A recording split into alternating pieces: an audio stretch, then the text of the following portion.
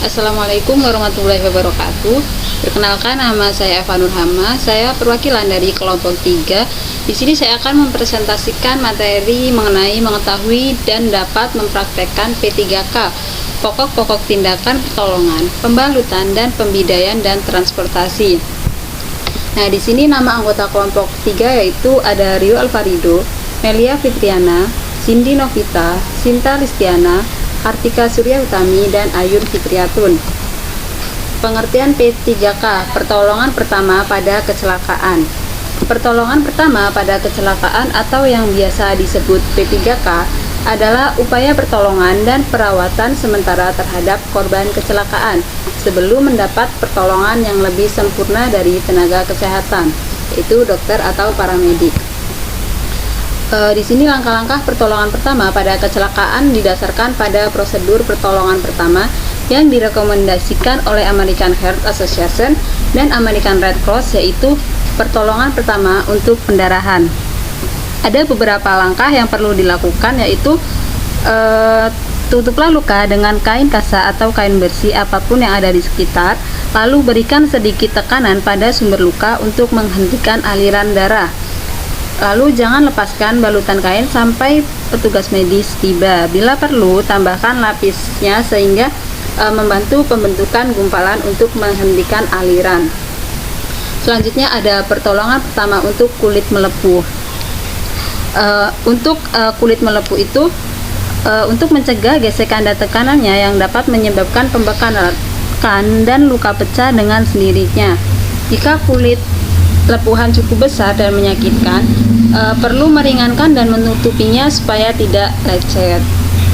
Selanjutnya pertolongan pertama untuk luka bakar, pertolongan pertama untuk patah tulang, dan pertolongan pertama untuk kesleo.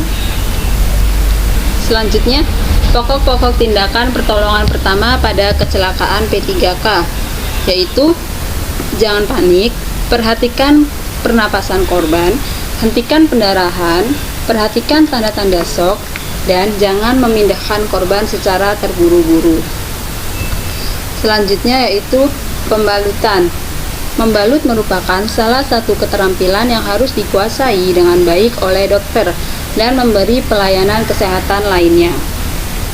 Tujuan pembalutan yaitu menahan bagian tubuh supaya tidak bergeser dari tempatnya, menahan pembengkakan yang dapat terjadi pada luka, menyokong bagian tubuh yang cedera dan mencegah agar bagian itu bergeser, menutup bagian tubuh agar tidak terkontaminasi, dan melindungi atau mempertahankan dressing lain pada tempatnya.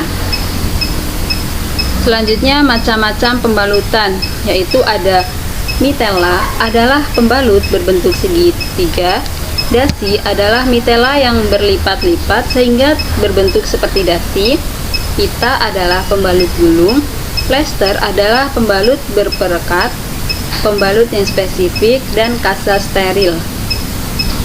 Selanjutnya yaitu prosedur pembalutan. Yang pertama, cara membalut dengan mitella, yaitu dengan cara salah satu sisi mitella dilipat 3-4 cm sehingga sebanyak 1-3 kali.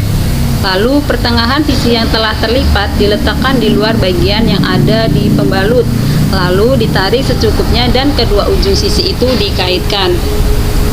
Selanjutnya salah satu ujung yang bebas lainnya ditarik dan dapat diikatkan pada ikatan B atau diikatkan pada tempat lain maupun dapat dibiarkan bebas. Hal ini tergantung pada tempat dan kepentingannya. Yang kedua, cara pembalutan dengan dasi, yaitu dengan cara pembalutan mitella dilipat-lipat dari salah satu sisi sehingga berbentuk pita dengan masing-masing ujung lancip. Lalu bebatkan pada tempat yang akan dibalut sampai kedua ujungnya dapat diikatkan dan diusahakan agar balutan tidak mudah kendor dengan cara sebelum diikat arahnya saling menarik dan kedua ujungnya diikatkan secukupnya. Yang ketiga, cara membalut dengan pita.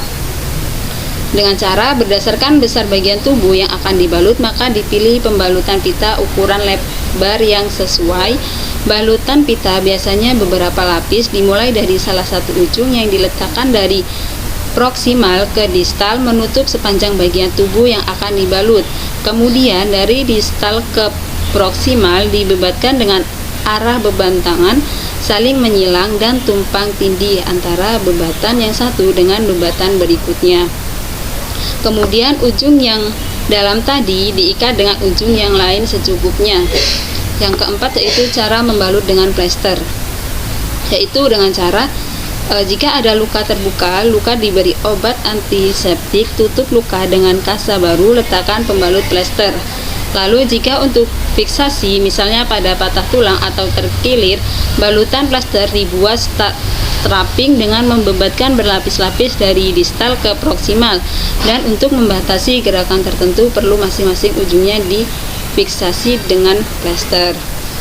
Selanjutnya yaitu penggunaan pembalut yang steril. Biasanya ini bahan yang steril dan baru dibuka pada saat akan digunakan.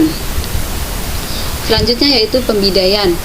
Pembidaian atau spark adalah alat dari kayu, anyaman kawat, atau bahan lain yang kuat tetapi ringan yang digunakan untuk menahan atau menjaga agar bagian tulang yang patah tidak bergerak, memberikan istirahat dan mengurangi rasa sakit. Prinsip dari pembidaian. Prinsip pembidaian adalah yang pertama, lakukan pembidaian di tempat di mana anggota badan mengalami cedera. Lakukan juga pembidaian pada persangkaan patah tulang. Jika tidak perlu, harus dipastikan dulu ada tidaknya patah tulang.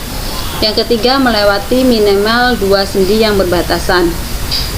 Selanjutnya yaitu macam-macam bidai atau splint. Yang pertama itu rigid splint, yang kedua traction splint, dan yang ketiga pneumatic splint dan gips. Syarat-syarat pembidaian. Yang pertama yaitu siapkan alat-alat selengkapnya. Yang kedua, bidai harus meliputi 2 sendi dari tulang yang patah. Sebelum dipasang, diukur lebih dulu pada anggota badan korban yang tidak sakit. Selanjutnya, ikatan juga terlalu keras dan terlalu kendor. Bidai dibalut dengan pembalut sebelum digunakan. Ikatan harus cukup jumlahnya, dimulai dari sebelah atas dan bawah tempat yang patah. Lalu kalau kemungkinan anggota gerak tersebut ditinggikan setelah dibidai, sepatu, gelang, jam tangan, dan alat pengikat perlu dilepas. Selanjutnya yaitu transportasi atau pengangkutan. Pengangkutan korban merupakan upaya penting dalam proses pemberian pertolongan. Dalam transportasi atau pengangkutan perlu memperhatikan beberapa hal. Tidak asal sembarangan, tujuannya agar korban tidak mengalami cedera yang lebih parah atau merasakan sakit yang berlebihan. Mungkin itu saja materi dari kelompok 3. Saya akhiri, wassalamualaikum warahmatullahi wabarakatuh.